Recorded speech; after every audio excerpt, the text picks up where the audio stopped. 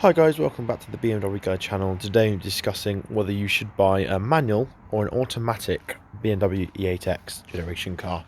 So the E8X generation is basically every one series from 2004 right up to 2011, and it's sort of this sort of body shape. You'll recognise it.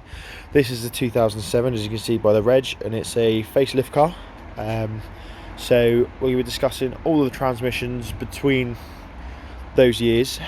Obviously the manual has been a manual. Like I said, this is a facelift car, which means it's a 6-speed manual, and the 6-speed was sort of a predecessor to a 5-speed that was fitted to the car originally.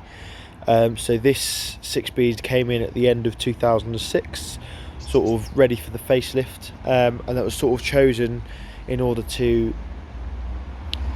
reduce fuel economy, basically increase its comfortableness on the motorway, etc. So yeah, so there's the manual gearbox. It's available in 5-speed for early models and 6-speed for later models, and I must say that they're completely faultless, to be honest. Obviously they still need looking after. You don't want to just be ignoring them and acting like there's never going to be any issues with them, because you will get issues with a poorly maintained manual gearbox.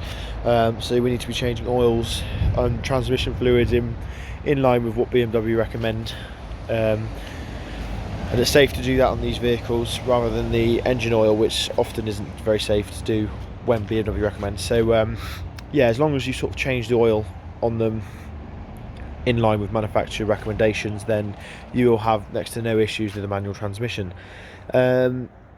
Automatic transmissions, you have, well, they're all fitted with the same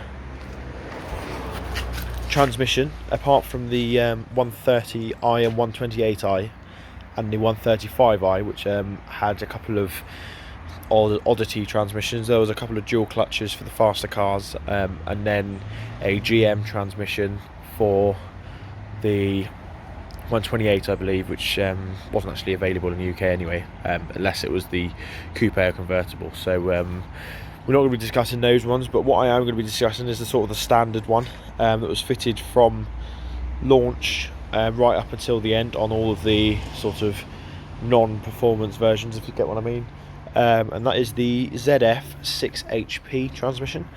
And these, again, they're very, very well known transmission. They're very, very widely used across the automotive industry, and in these they do have sort of a notoriousness for going wrong, and there's mainly several issues that are quite common on them that, once addressed, are absolutely fine.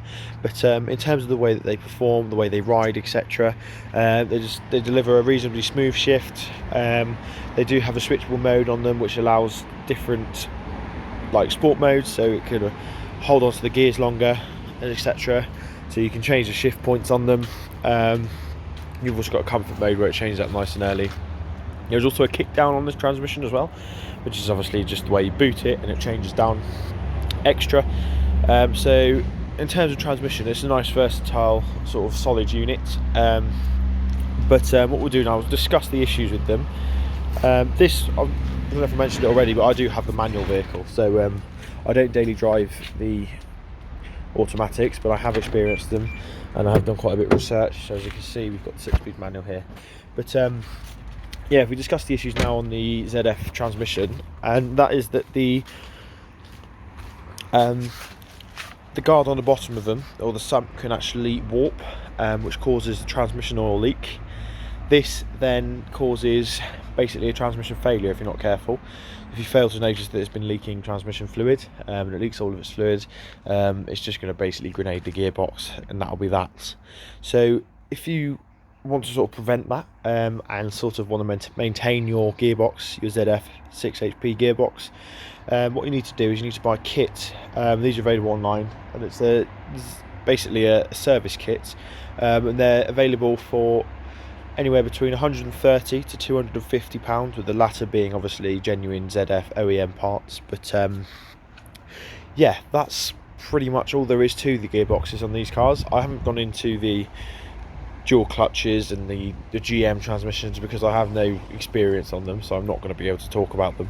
But yeah, that's it for this video, guys. Hope it's helped you. I hope it's helped you made a decision that you want to go for the manual or automatic. It's more of a personal preference. There's nothing wrong with going with the automatic. In fact, I actually sometimes wish that mine was an automatic, but it depends whether you want driver engagement or not. So yeah, again, thanks for watching, guys. Don't forget to like, comment, subscribe to the channel, and if you want to support us on Patreon, you can do so by following the link below. Cheers.